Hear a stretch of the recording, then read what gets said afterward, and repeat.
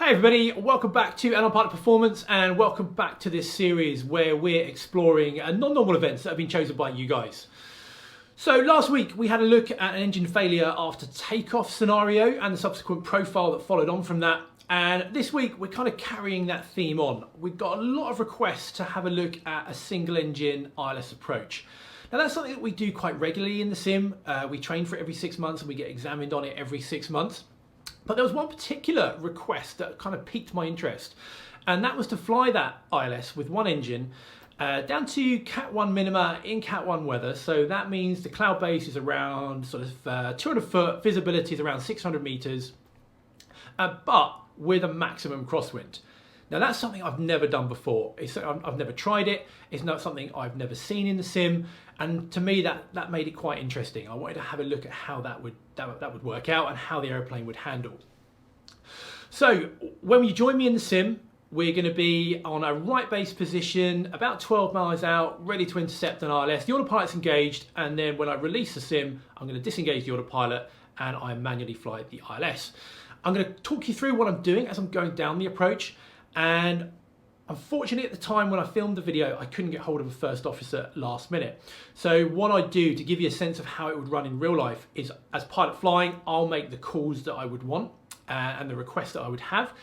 And as pilot monitoring, they would then action that request. So I kind of do both. So you'll hear me calling for something, and then I'll be responding as though I was pilot monitoring and actioning it as though I was pilot monitoring. So I kind of do both. So hopefully you get a feel for how it would work in real life.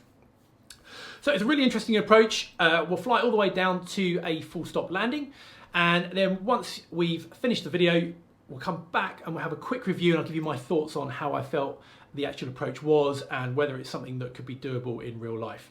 So here's the video now, and I'll see you at the end. So manual flights.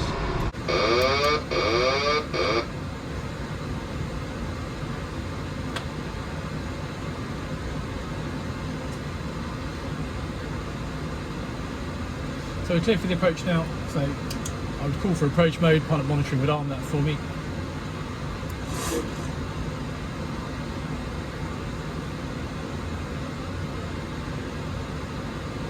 Localizer capture.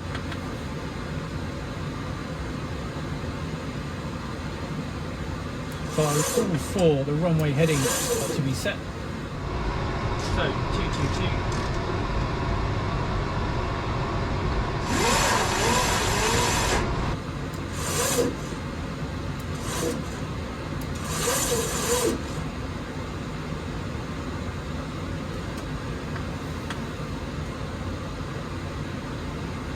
So even though we've got a 35 knot crosswind up here, we're track up on this aircraft, so all I've got to do is put my track line over my extended centre line, and we'll be tracking that localizer nice and accurately.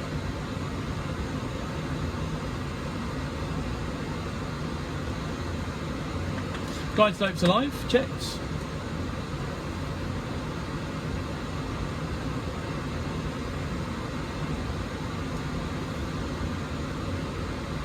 Now we're just waiting for just less than half a dot of glide slope deflection before we configure gear down and landing flat 15. So we're waiting for that to happen now.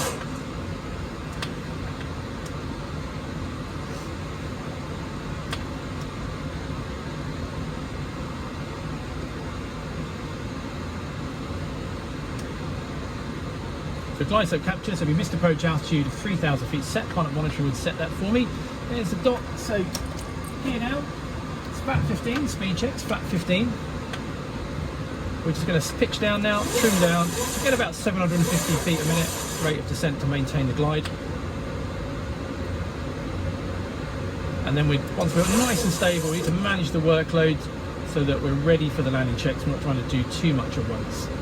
So there we are, we're nicely stable, nicely in trim now. So I called for the one engine operative deferred landing checklist. And that's read by the pilot monitoring challenge and response. Then I would read back the same response after verifying it. So if start switch is continuous, recall checked, that's a LEC drive associated. Speed brake, arm green light. Landing gear, down 3 greens. down 3 greens. Auto brake 3 set.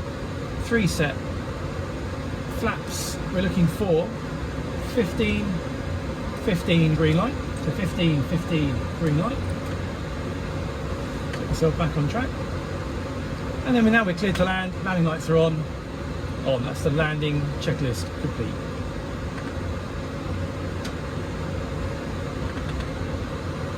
So a little bit to the right of the localizer, so I'm just going to correct for that. 1000's checked. I'll just be patient and wait for that to come back in. And even though the motion's off at the minute, you can see that it would be quite bumpy up here. You can see the PLIs bouncing around. That's a sure sign that the airplane's bumping around quite a bit up here. I'm expecting the runway to be just out to my right side when I go visual, as we've got a bit of crab off to the left because of that 30 knot crosswind.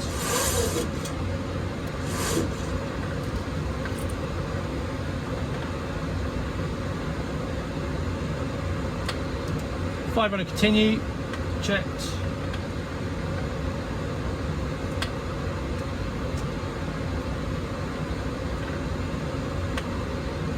Yeah, it's definitely bumpy. Plus 100. Checked. Got a bit of ground contact with my peripheral vision. Minimums. Yeah, visual, there's the runway, continue. Don't be tempted to turn towards it, maintain the crab angle. 50, 40, 30, 20, 10. Speed brakes up. Reverse to normal.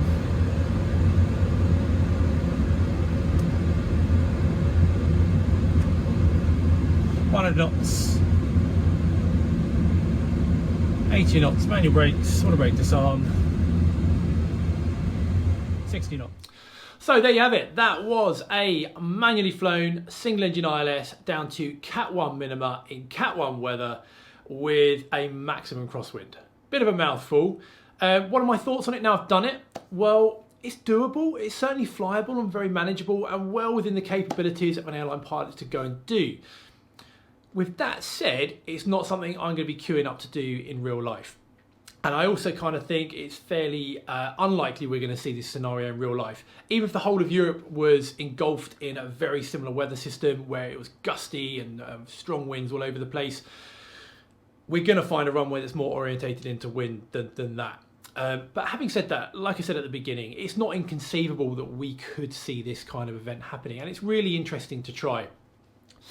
So my thoughts on it, it's a 33 knot crosswind gusty approach is always going to be a little bit more work anyway. And even though the motion was off, and I kept it off just so the camera had a better chance of capturing what was going on, the simulator was still responding and acting as though it was in that kind of turbulence that would naturally happen as a result of that kind of wind. So I was having to put a fair bit of input into the controls to maintain the localizer and the glide. That's fairly standard. Inevitably, there's also going to be some thrust movement as well to try and maintain the speed. And the difference comes with a single engine ILS in that any time I move the thrust lever, the airplane is going to come out of balance due to the asymmetry, which is going to require a corresponding rudder input to maintain that balance. And that just ups that workload another notch. But like I said, with that said, it is doable and it is something that we could safely fly should we ever be presented with that in the future. So I hope you enjoyed that video. I hope that gave you a bit of an insight into how we fly the approach, and off the back of that I've got another video coming out in a few days time. This was also something that kept coming up very regularly, and it's obviously something that wants to be seen, so I've made that at the same time. That's going to be coming out in a few days, so keep your eyes peeled for that. And over the weekend I'm going to put another story up, just giving you guys the opportunity to put some more input in. Now you've seen how it's run and the way that the videos are made. If you've got any other ideas or suggestions of scenarios that you'd like to see that you think would be quite interesting, then definitely let me know. Anyway, I hope you enjoyed this video. I certainly enjoyed making it, and I look forward to seeing you again soon on another one.